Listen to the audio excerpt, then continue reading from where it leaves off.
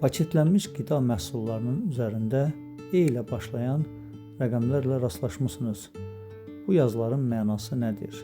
Videoya keçid etməzdən əvvəl kanala abunə olub bizlərə dəstək ola bilərsiniz.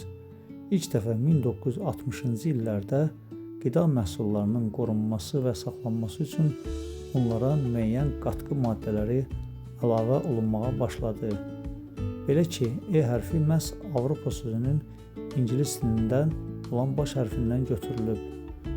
Bu qatqı maddələri məhsulların həm rəngini, həm mikroorqanizmlərə qarşı dözümlülüyünü, eləcə də homogenliyini və s. xassələrinin keyfiyyətini yüksəltməsi üçün əlavə olunur. Bu məhsullar müəyyən rəqəmlər altında qruplaşdırılır.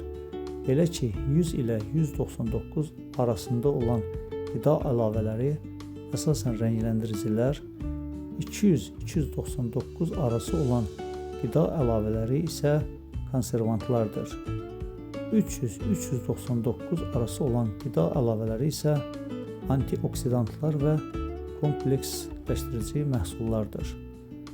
400-499 arası olan qida əlavələri isə emulgatorlar, stabilizatorlar və gel əmələ gətirici maddələrdir.